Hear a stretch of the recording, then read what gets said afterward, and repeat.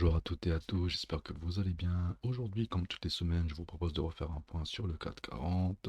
Tout d'abord, on va refaire un petit point sur le calendrier économique de la zone euro, même s'il n'y a pas grand-chose à dire pour cette fin d'année. Et puis, nous ferons une petite analyse graphique.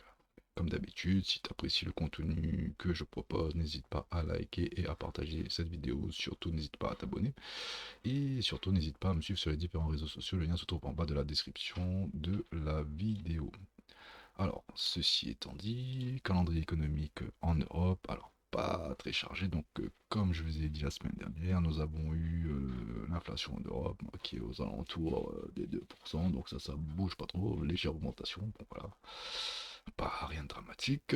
Et surtout, on aura la semaine prochaine la décision sur les taux d'intérêt en Europe. Donc là, les taux risquent de pas bouger. Donc là, les taux qui n'a pas cessé de baisser depuis avril 2024.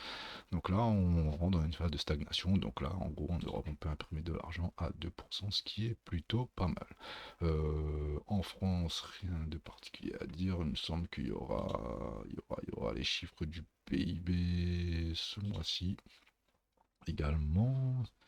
Rapidement, si j'arrive à retrouver la data, mais en tout cas, je sais qu'il y a le PIB qui va pas tarder à arriver. Et le PIB, pour moi, ben, c'est le truc un peu le plus important à surveiller en France, parce qu'en France, en fait, ben, le PIB est pas top top, hein, donc on est en dessous on est aux alentours des 0,7.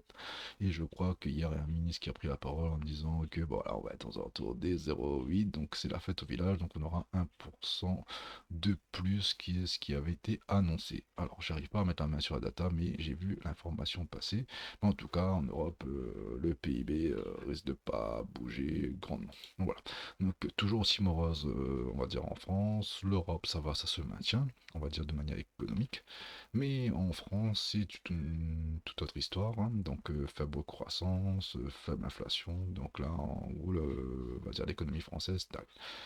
Heureusement pour nous, comme je répète à chaque fois, l'économie française, enfin le 440, les entreprises de 440 font leur business ailleurs qu'en France, hein. D'ailleurs, je vous invite à retrouver les différentes entreprises que j'analyse du 440.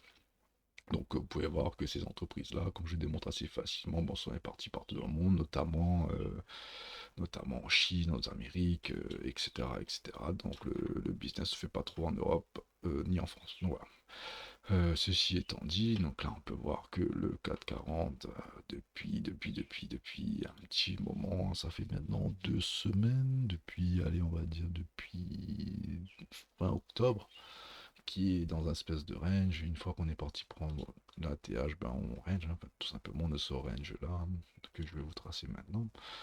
Donc range ici, hop là, je vais mettre le petit template de range qui va bien. Ok, donc là, on avait les plus hauts, les plus bas, weekly précédents. Donc là, on est venu balayer au nord ici, hein. On a plus de liquidité au nord. Et on est venu prendre la liquidité au sud, donc la balle au centre. Donc là, on continue à ranger tranquillement. Maintenant, on est venu, il me semble, ici, en zone de rechargement de short également, en termes de Fibonacci.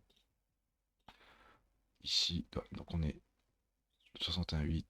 0,78, donc on est venu ici et là le prix on va dire retourne à la baisse et va venir éventuellement retester le bas du range. Donc là ici on peut craindre que en fait le 440 est venu prendre la liquidité au nord, au sud, on a fait un petit rebond histoire de redonner espoir aux gens et là on est venu en centre de rechargement de short et là on va continuer le swing baissier qui permettrait éventuellement d'aller chercher le plus bas mensuel de la semaine du mois dernier. Et éventuellement, si je vous replace ça ici, on a ce canal ascendant, et éventuellement retester le bas du canal, reprendre le plus bas du mois de juin. Bon voilà, je m'avance un petit peu, mais voilà, ça serait un peu les objectifs à la baisse si jamais le 440 continue, entame un swing baissier suite à la prise d'ATH. Deuxième chose, donc ça c'est un peu le scénario bearish, hein. Donc scénario bullish, ça serait depuis maintenant quelques semaines, on maintient cette imbalance là ici. Donc ça c'est plutôt positif. Travailler une fois, deux fois, trois fois, on retravaille encore. Donc là, éventuellement, c'est de dire, bah, tant que ce support tient, ben, il y a possibilité d'aller chercher plus haut. Donc là, on pourrait venir ici, plus bas, et après aller chercher un ATH un peu plus haut. Donc ça serait le scénario bullish, c'est-à-dire que bah, on maintient cette imbalance, on brise les imbalances haussières éventuelles. Donc là, en daily, il n'y a même pas eu d'imbalance qui s'est formée, ah, peut-être ici, mais on l'a complètement déjà cassé. Et là, ah, peut-être un petit imbalance ici qu'on n'a même pas encore testé. Donc, voilà. Donc éventuellement, il restait une petite imbalance entre ici, hein, entre 8187 et 8176 qui pourrait éventuellement poser une résistance à ce que le prix aille plus haut. Donc voilà, donc là pour moi, si tant qu'on maintient cette zone en verte ici, il y a une forte probabilité d'aller chercher plus haut. Mais par contre, attention, ici, zone de rechargement de short. Donc ça, s'il y a bien un endroit où le prix peut se retourner, c'est ici. Et surtout, on est venu prendre la liquidité au nord. Donc là, pour moi, ben, si on a pris la liquidité au nord, ben, la contrepartie se trouve au sud. Donc là, on est venu prendre le plus haut mensuel. Donc là, le plus bas mensuel se trouve aux alentours des 7823. Voilà, tout simplement. Donc là, là, si le 440 décide d'entamer un swing baissier, donc là, ça serait pour moi l'objectif.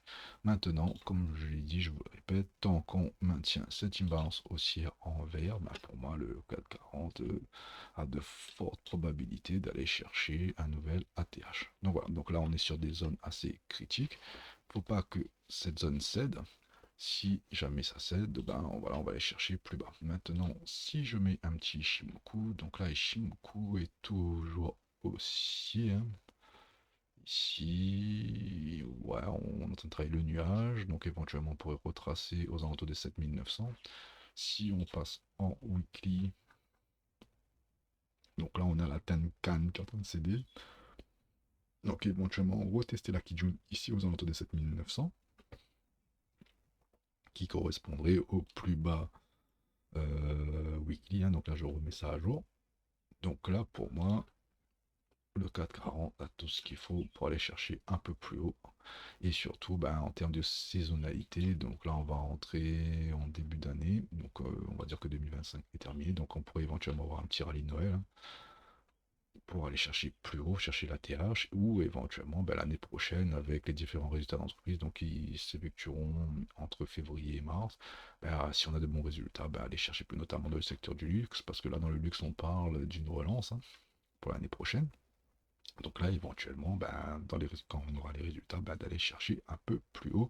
Et puis on serait dans un scénario possible, say May and go away. Donc voilà. Donc voilà un petit peu mon analyse du 440. J'espère que cela vous a plu. N'hésitez pas à vous abonner, n'hésitez pas à liker. Et je vous souhaite une excellente semaine de trading et à la semaine prochaine. Ciao, bye.